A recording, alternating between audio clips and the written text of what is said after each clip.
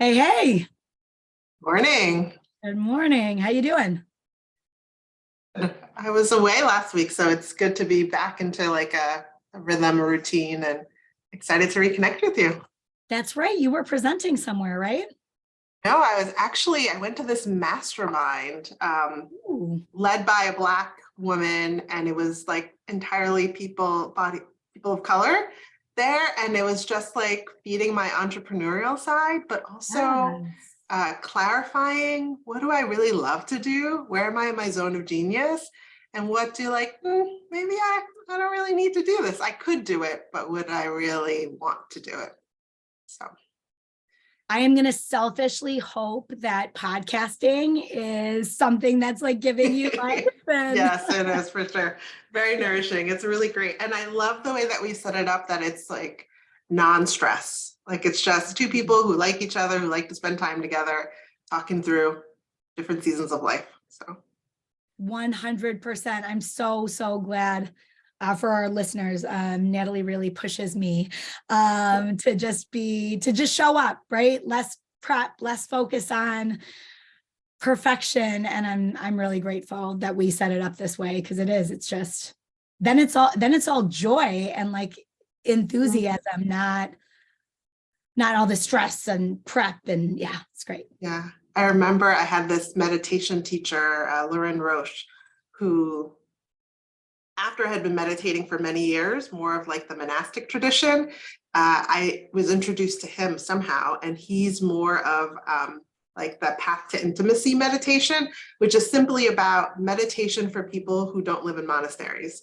Like he calls it like householder meditation. And I just loved it because so much of it was about like joy. How do we cultivate more joy and presence in our life? How do we do more of the things we love?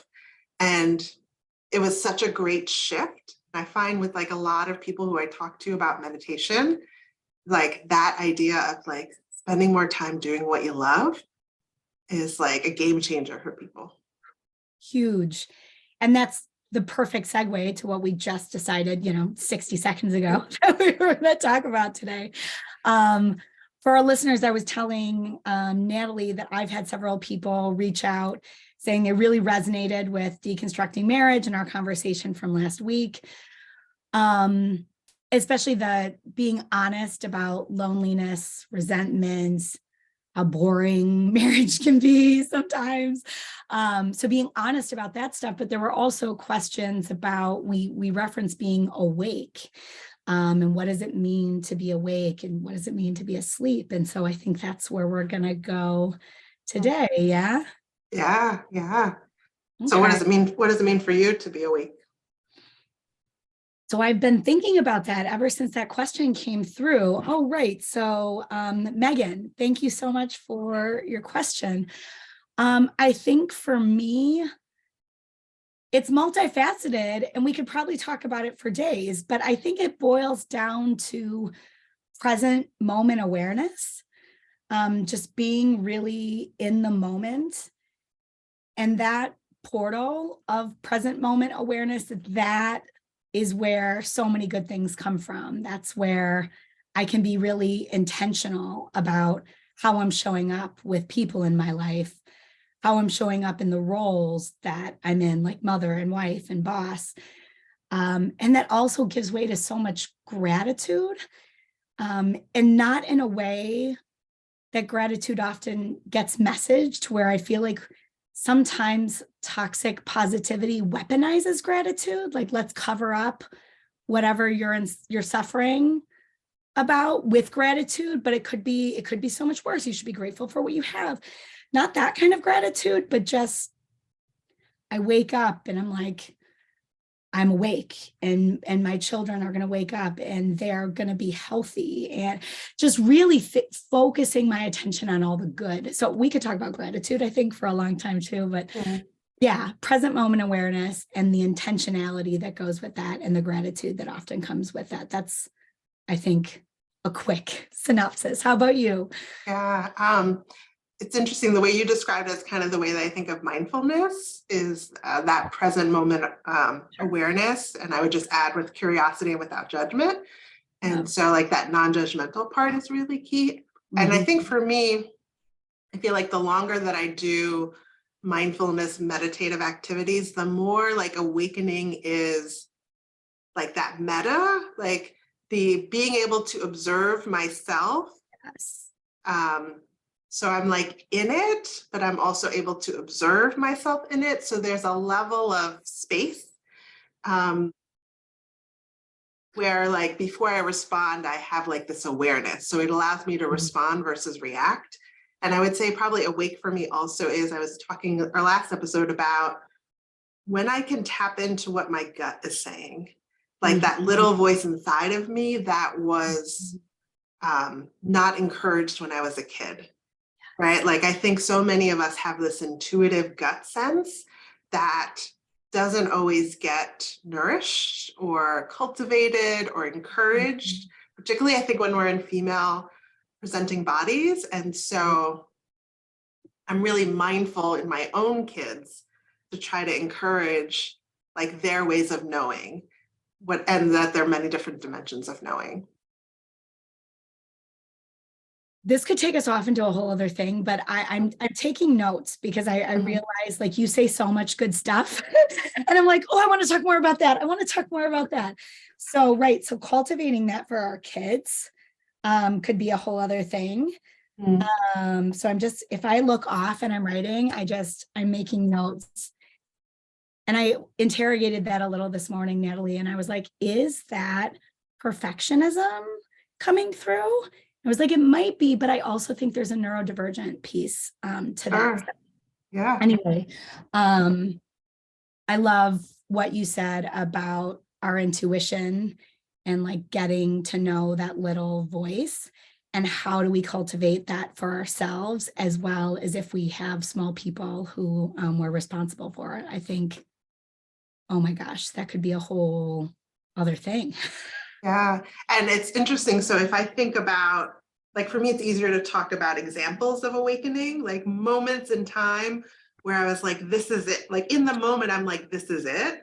So I Oh, remember, I would say like the very first time I felt it was, what was it, like 2012? So like 11 years ago, where, so I live in New Jersey and we had moved to North Carolina when our kids were young, partly because both sets of parents had retired to North Carolina. And so we were like, oh, we would love to raise our kids like amongst grandparents. And we moved down there and like right after Thanksgiving in 2011. And then it was probably like New Year's Day. I was meditating and I was a new meditator. Like I'd only been meditating like inconsistently for a couple of years.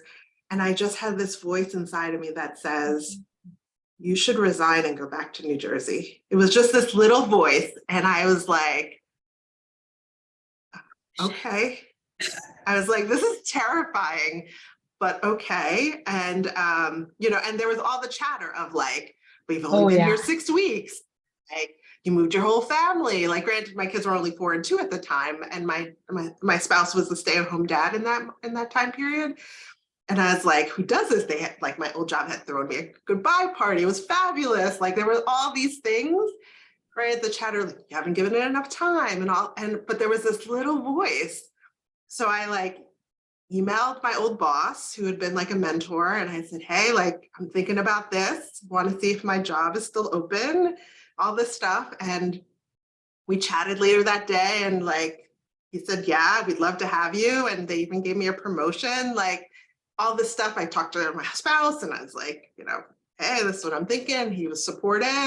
I told my parents and they were like, what are you talking about? And, but I did it. And like, I feel like that changed the trajectory of my life. Like the last 11 years would have looked so different. And so that's actually when I started to daily meditate.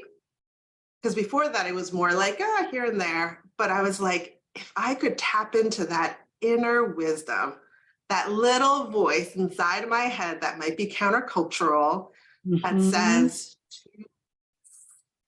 and I don't have to have a whole story that justifies it. I just go with it. And so I think that was the first time to me, I was like, that was like something inside of me that was awake.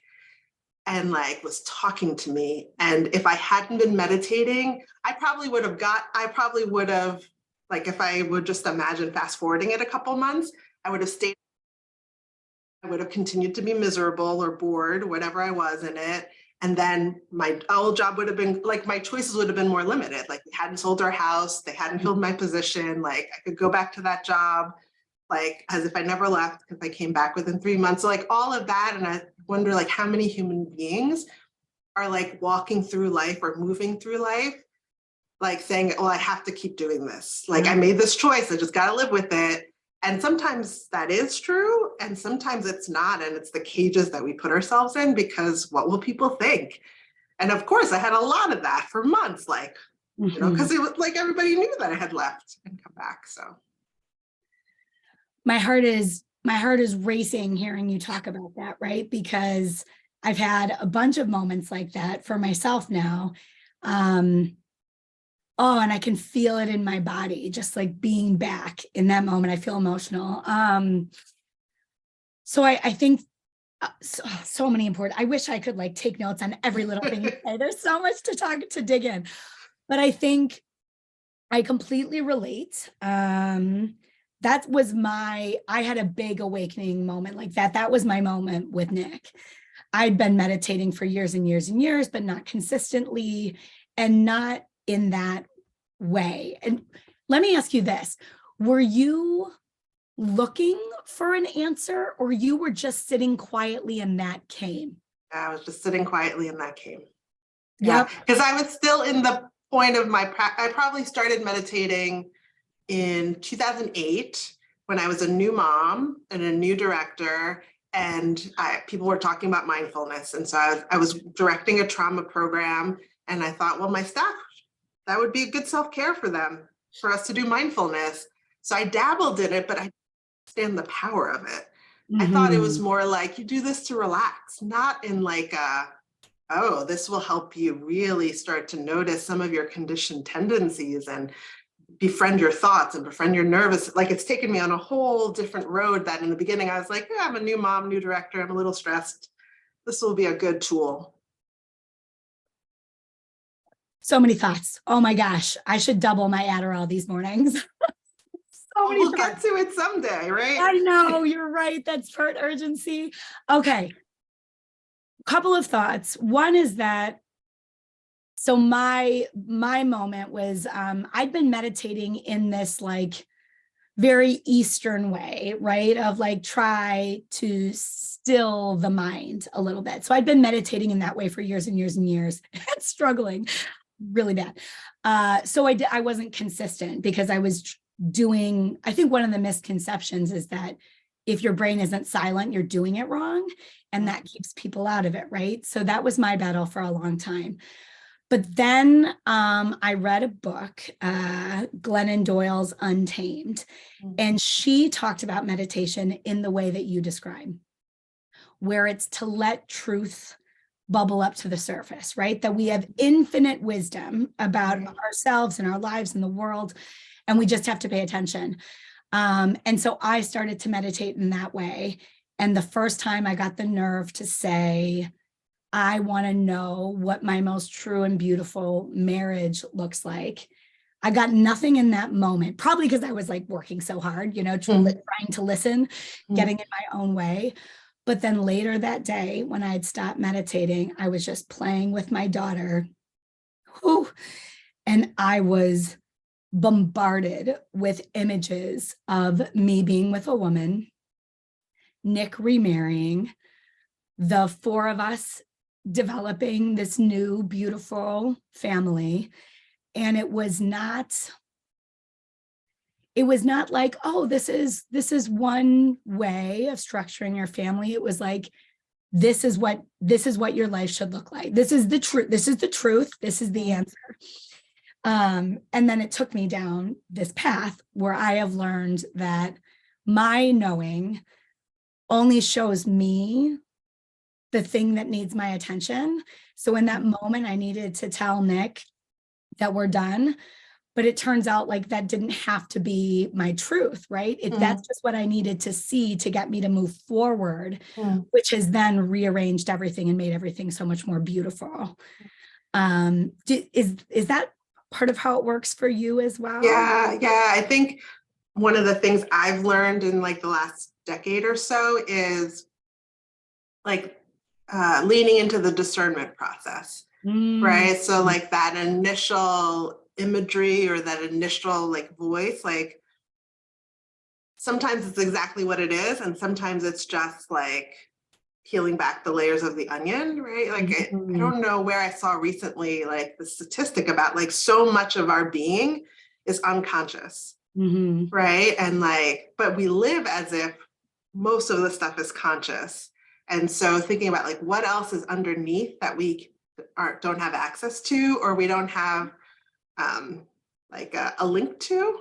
And so I think about, you know, for me, like there's like those major ahas, and then there's like the everyday little things of like how to be present and how to, I guess it gets faster. I feel like the more I meditate, the faster it becomes to tune in to those parts of myself. Like, why am I having this reaction to this voice? Like external voices, like the tone of this person or the vibe, or, you know, and just like, it's because like that unconscious stuff is there. And I don't need to know all the whys and hows and whats, but just knowing like there's wisdom there and going with that. And I feel like for me, part of the awakening is the, I think of Pema Chodron kind of talking about there's, you know, our experience and then the story we tell ourselves about the experience, right? And so to really tune into like, oh, this is another story I have, right? And how do I begin to look at the stimulus or the situation with greater clarity? Yes. I think about, and you're probably familiar with this because of your yoga background as well, but in Buddhism, they talk about the two swords, right? And like the first sword is life, right? It's just this crazy, beautiful life, and like bad things happen and it causes us pain, right? And that makes sense. But that's never the pain that kills us. The first sword is never what kills us. Right. It's the second sword. And the second sword is the story we tell about whatever has happened, right? And for me, I've noticed that so much of this is not only is it unconscious, but it is hugely dictated and influenced, like you said earlier, by my conditioning and by whatever role I think I'm identifying most closely with. I've been so curious about roles and identities lately, and the freedom and paradoxically control they have over us. So even this morning, I took some time, I knew my kids were going to probably have cranky mornings. They didn't get a lot of sleep. So I took some time before they were awake to just like watch the sun come up, sip my coffee, make sure I had Adderall in my system to have it working by the time they were there so that I didn't get so overwhelmed. So I was present this morning. I parented in a way that I felt good about. But the minute Nick and I sat down to look at our month and organize for the month and like, what are the dates we need to flag and when do we need babysitters and when whatever, the minute I did that and Nick said to me, we had some school commitment that was on a day I had already made social plans, I immediately took on the caricature of the like mother and wife who never gets to prioritize me. And I was like, fucking A, now I'm going to have to cancel. And he was like, hold up, you don't though. Like, let's figure this out. Maybe you go to the first part, like maybe I just, but it took him being like, no, you've got choice for me to be like, oh man, I just got caught up in this role and I went unconscious for a second. Yeah. You know what I mean? Yeah, absolutely. Yeah. And I think that's what this other meditation teacher, I feel like today I'm just going to quote different meditation teachers because I feel like they've all been part of my journey. Sylvia Boorstein, I read a book of hers, I forget what it was called, but she's like a long-term meditation teacher, white woman. And she talks about how meditation doesn't really change you, and yet it changes you. And so like, to me, that's like the multiple truths of meditation, is because I think sometimes people think like, I'm going to do this meditation or this mindfulness and it's going to change who I am. Like I tend to be an anxious person, I'm not going to be an anxious person, or I tend to be a depressive person, I'm not going to be that. And so I feel like those are the dualities I live with, is that meditation has transformed who I am, and yet it really hasn't changed who I am. And like, to live in that duality, like it seems like that's the dialectic, like it seems like they're opposites, and yet it's so true. But I feel like, to me, awakening is seeing that I have choices, right? To be able to see my lived situation more clearly. So I think sometimes people think to be awake is like, if you're in an unhappy marriage, you leave that marriage, right? Like, but I think the awakening part is recognizing, why are you unhappy in this marriage? And then deciding, well, how do I either radically accept it, or how do I make changes that allow me to live more fully into my life, which might mean I don't leave my marriage, but that I am awake to, because I think that awakening, right, that allows us to, like, I feel like, grab some distance. Like I remember, like, you know, this boss that I had at one point, and was a white man, and I remember like he was very intellectual. He loved his data, and like things had to be orderly. And I was, in comparison to him, a much more emotional, intuitive person. And so we would get into these like tension points. And I remember like I kept trying to like work through it. I remember there was this moment of awakening where I, like, in that moment realized, you're never going to change his mind. If you can let go, like your truth is your truth and his truth is his truth. And if you can let go of your desire to be right and to change his mind, you can be free. And like, to me, that's the moment of awakening. It was just my decision of like, I need to convince him, and me continuing to come to these conversations with the I'm right perspective. And if you could just get on board, everything would be great. To me, that's the awakening. So I think I hope that people could get out of that is like, it's just being able to see the world as it is in this moment a little bit more clearly. That's right. And for me, when I get caught up in a role or a caricature, or like I was telling you, it feels like there's this, I'm in a movie and there's this role assigned and it's like, play this role. And when I'm asleep, those roles are, like, by definition and the conditioning we get, mothers do have limited choices, wives do have limited choices. Like, you are supposed to be this way. And so whenever I'm too caught up in that, it's so easy for me to forget that I have choices, and not just the conditioned choices that are often in the binary, that I think are often really scary, right? So it's like when I was reckoning with my marriage and my sexuality at the same time, which is really, really tricky. It was like, well, if I'm not totally straight, then I must be a lesbian, right? Because that's the only way we really talk about sexuality. Right, yeah. And the only way we talk about marriage is like, if you're not happily married, then you're divorced. And I think what can happen in these archetypes that become these powerful roles that influence how we think, act, feel, behave, show up, it's like we get scared. We're living in one binary, right? I look like a straight woman in a married monogamous relationship. So then it feels like my only option is divorce and becoming a lesbian. And of course, it's going to cause a lot of stress. Yeah. I really like Nick and I really love my family and I really love my family structure. But for a while, it was like, but that's the only option. Then I must divorce and I must be a lesbian, as opposed to like what you're talking about in this process of discernment, which requires the ability to detach from these roles, the ability to detach from our conditioning, the ability to detach even from our feelings and create some room to look at things without being so wrapped, without being, right? Without being Right. a bundle of fear. I can Right. look at my fear, Mhm. right? Can you, when you, I've heard the word discernment primarily when I started doing my own personal anti-racism work. And you and I have talked about discernment. Can you say more about what discernment means for you or what that looks like for you? Sure. Yeah. I mean, it's my word for 2023. So I'm like really, really loving that word this year. But for me, so when I start trainings, I often talk about, like, people talk about wanting a non-judgmental space.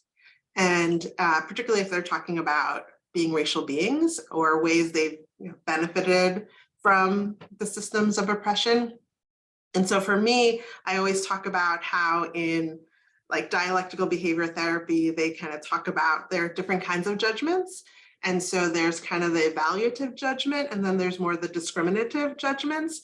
So I kind of think of like discernment is like helping me to figure out what's what. And so if I think about like moving away from the binary, so when I look at continuums, like it helps to reduce shame because it's more about how do I get clarity about where I live or lean into or what are some of my conditioned tendencies. So instead of like, if I think about like trigger words in our society these days, like racism, woke, anti-racism, critical race theory, and I think about sometimes the word woke is used to, I think partly it's used to like put people into boxes, like you're for or against. But I think sometimes it's meant to say like those people are enlightened in some sort of way. And so if you don't believe these things, then there's something wrong with you. When I really think like part of the polarity or polarizations that we have in our society is that all of us have been conditioned, let's say, by racism and the systems of oppression and like this idea that white bodies have been centered in our schools, in our education, in our models, in everything.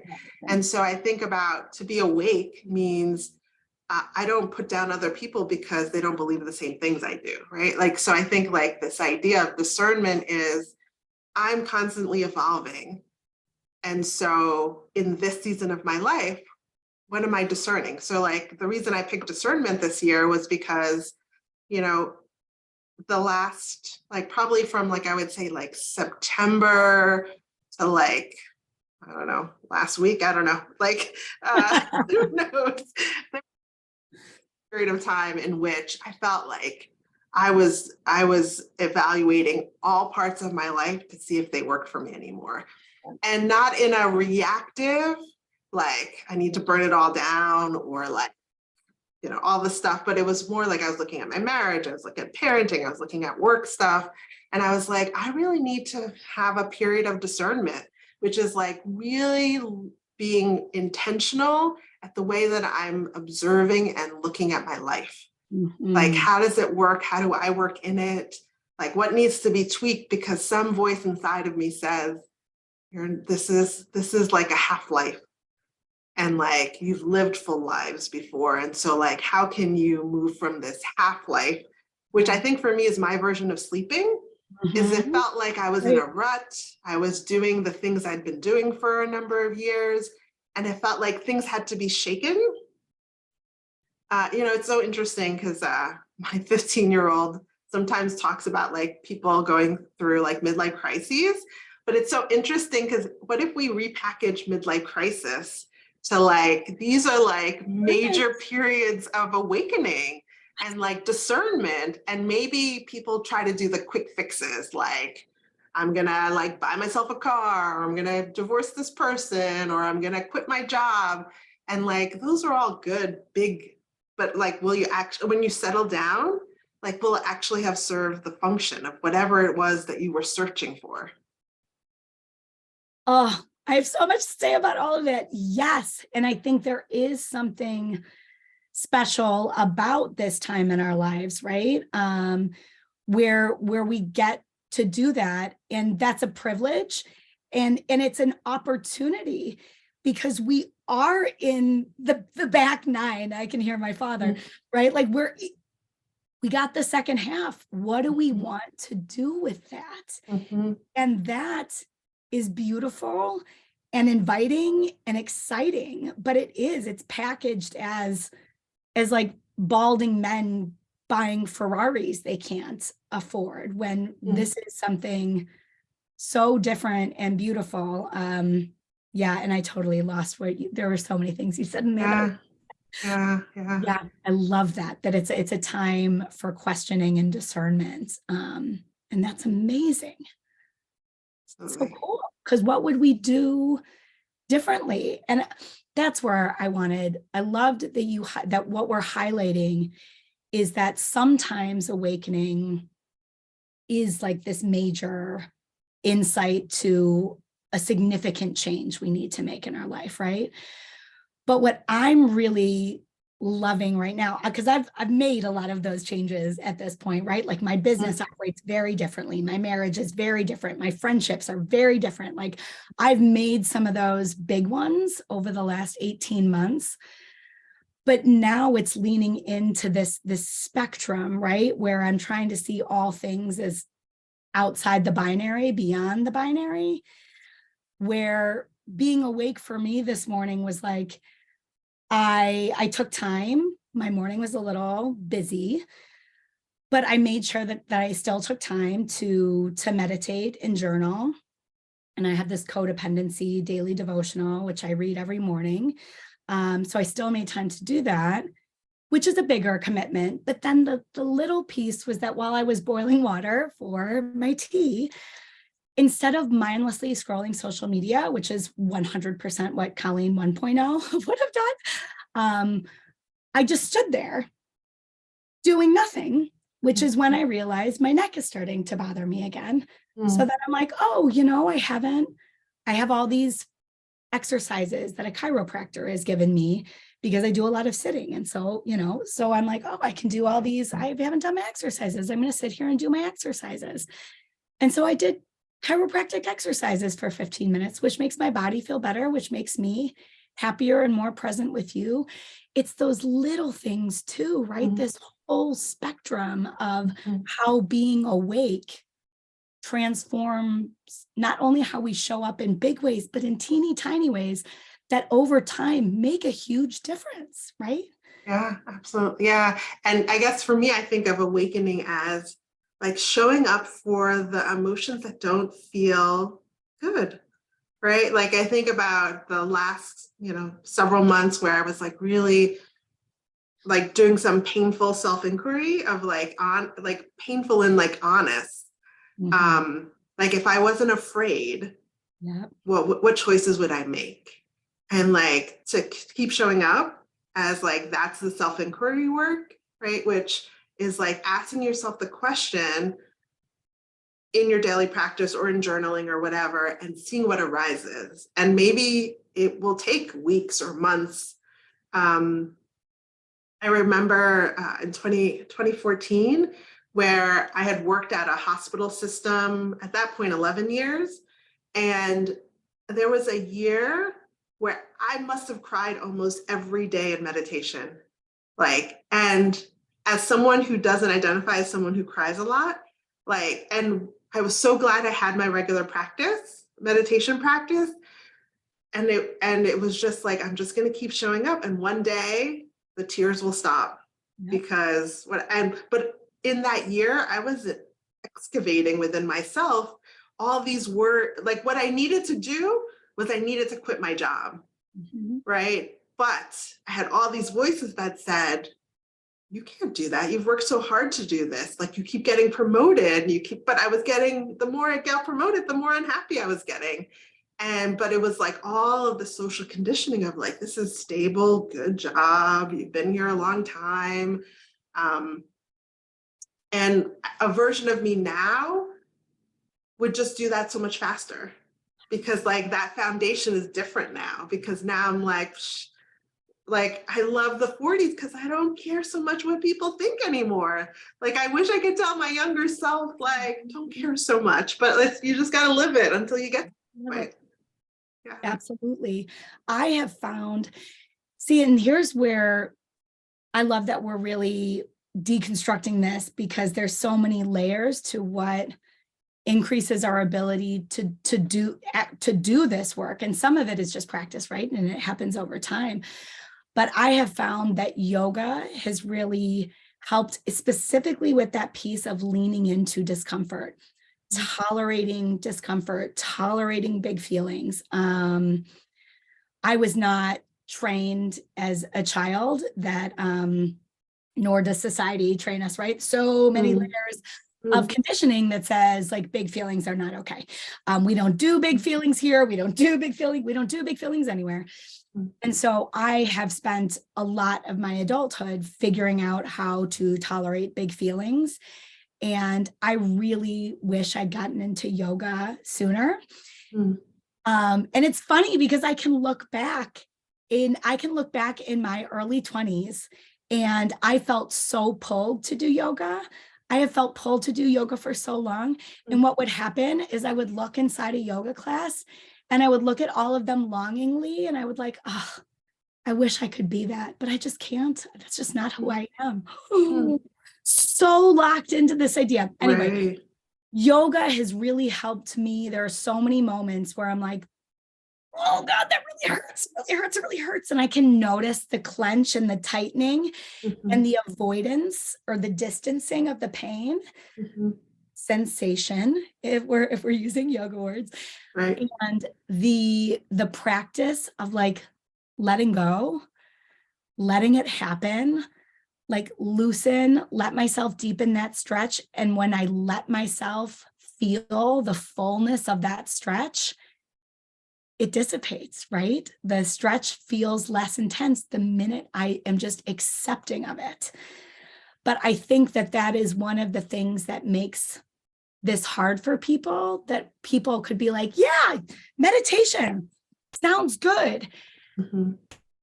But then big feelings come, right? But then there's Yeah. rage, but then there's despair, but then there's grief. And it's like, woo, no, I can't touch that. And so Mhm, yoga is one of the ways where I'm like, I have to get better at just mhm. being able to tolerate the hard stuff, you know? Yeah. Yeah. It's interesting you talk about yoga because I was doing my 200-hour training in 2014, which is so interesting that it was also a year of crying because like the things that were getting unpacked in like that deep intensive study. And then I did my 300-hour training in 2018 to 2019. And so that was also another great year of discernment. And so, but I think like this idea of having some sort of practice, whether Yes. it's a sitting or movement meditations or journaling or something that allows you to allow the unconscious to become conscious. And within that is probably some healing that has to happen and some grief and some sorting through of things that are we're just carrying around in our bodies. I like how Stacey Haynes talks about the soma, which is like the way like we think about like what's being carried in our nervous system. You know, I think last time we talked a little bit about like what are we carrying from our ancestors, but also like what are we carrying in our society in the world, right? Whether we're looking at social media or the news, there's a lot of stuff that's traumatizing, that's harmful, that we're like digesting and metabolizing. And like, how do we, I think about doing so many anti-racism, anti-oppression workshops. Like if I wasn't grounded in my spiritual practices, in my meditation, it'd be so easy to get triggered at my window of tolerance and be reacting from a fight or flight or fawn or freeze response rather than being within my window of tolerance, being able to hold the space and knowing when I can't hold the space because I'm too raw or I'm too um, caught up in like one way rather than like, and maybe that's when I'm more caught up in like dehumanizing people Yeah. rather than having compassion Yeah, for them and me and giving them some grace. for sure. Oh, that's a whole other thing I would like. I'm going to make Yes. note of that. Right. How do we practice anti-racism with compassion? Yeah, especially I think white progressive women. We'll do that some other time. Yes. Um, Yes. So where it feels like we're starting to go, which I think is really helpful, is I think we spent a lot of time talking about what it feels like to be in various phases of like being awake or being asleep. And I also can hear people, I think a lot of white women, especially being like, well, what is it? Well, what do I do? How do I do it? And like maybe needing some specifics about what does this look like, right? And so we talked about meditation, we've talked about yoga, reading and journaling have been a couple of things that have been really helpful for me. Like if I notice something, marriage obviously was triggering for me for a long time. So it was like I would get a lot of books that talked honestly about marriage, and I would read a small section, and then I would journal immediately afterwards. And it was just because there was all these blocks to like, I can't really let myself even know what I truly think or feel about this, right? And then it was reading about sexuality. And at some point it was reading about whiteness, and like, so reading whatever I'm struggling with and then journaling about it right afterwards, that's been part of how I make the unconscious conscious and start to like deconstruct a little bit. Does that make sense? Yeah, definitely. I've always been someone who doesn't like to journal. So, but I mean, I understand the power of it. And I think for me, the meditation, like the thinking part, sorting through my thoughts is like my version of journaling. But I love like taking like things I'm listening to, particularly like audiobooks, and then I like to then like do a workshop on it or do a live stream. Like I think that's my version of like downloading it and integrating it. But I also think when I was like really going through a rough period a couple of months ago, and rough period meaning like I felt unsettled. That's how it felt rough. And The churning we were talking about. the churning, yeah. And I remember someone who like we've been intentional over the last 10 years to like either meet up once a month or talk on the phone once a month. And she was maybe one of the first people that I was saying, like, I'm really feeling unsettled in so many parts of my life. So we would chat on the phone and I would walk while talking to her, which it was interesting to discern the difference between sitting and talking to her through it and walking and talking.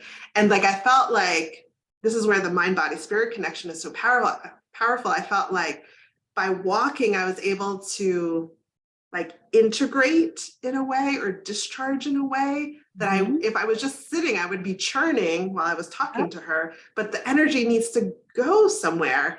And so I think like even that practice of like, why do some people pace, right? While they're like thinking things through, it's because like, that's the way the body is metabolizing things. And so I think this is where like people's inner wisdom, like maybe a sitting meditation practice isn't for you, but perhaps knitting is, or running, or, I remember I used to love my 5:45 a.m. like workout classes because like to start my day with like moving and like getting the energy flowing. So I think like, how do people figure it out? For some people it's prayer, right? Like the way that they pray is like the way in which they drop in or connect to something bigger than themselves, which can combat that sense of hopelessness or loneliness, to remember you're not alone in this moment. You're never really alone. It just feels like that. I made a note because I would love to deconstruct prayer at some point, because Colleen 1.0, if I heard you say prayer, I would have been like, oh, nope. Right. Clicking off right now, no longer interested. Right. And now I pray every day, but I don't pray in the ways that I was conditioned to pray, or that prayer is often messaged as. I think especially from like Christianity is like the dominant, Right. Yeah.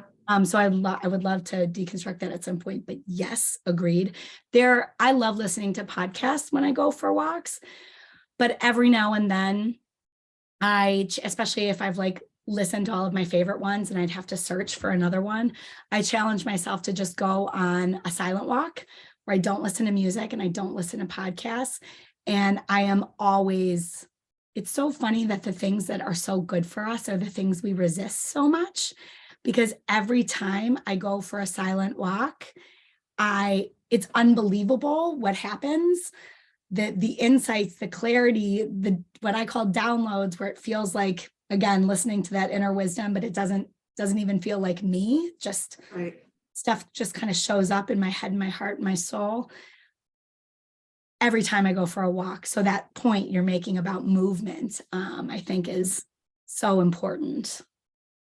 Yeah, and so many of us have jobs or roles that make us sedentary. And so how do we build in that movement so that we don't just spend all of our time in our heads? And I think that's what promotes some of the being asleep, is that we're not in that mind, body, spirit connection, whatever you define spirit as, which, I think of like, that's just something sacred, whatever that might be. Yep. And right now, and the creativity of like, if I have a job that's 9 to 5, and I'm in meetings all day or whatever, I'm thinking about, I think you were reading Trisha Hersey's Rest as Resistance. Yeah. And what she talks about in that book is how we have to subvert so many systems and we have to think really creatively about it. So it's so easy to get trapped in this role or this system. But if you're working 9 to 5, could you take a call where you don't have to participate on your phone and only be audio and go for a walk during that time, right? So like really encouraging folks to be creative and again, not think in the binary. That any of this means, well, then that means I have to take an hour-long walk every single morning and I think that's how this kind of stuff can get messaged sometimes. It has to be this whole circus as opposed to I can just make this little change. Right. Yeah. That's that book Atomic Habits that talks about like 1% changes. Totally. And so, yeah. And that, there's a decent amount of research that says that, the short, frequent meditation practices are like probably even more powerful than the long, infrequent practices. Right. Absolutely. Right. Can we make a commitment to have our first 5 to 10 sips of coffee without scrolling social media? I wonder if these tiny little things, how that would show up. It makes an enormous difference in my life.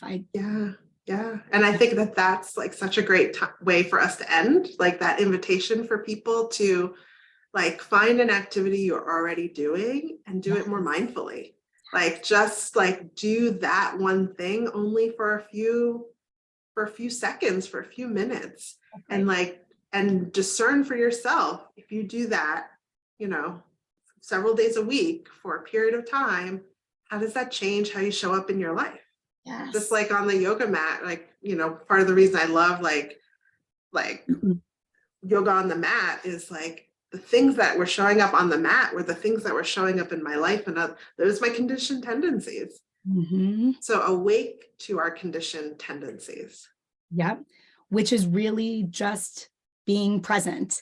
And we cannot be present if we are constantly working on our to-do list in our head or scrolling social media while making coffee and like getting the,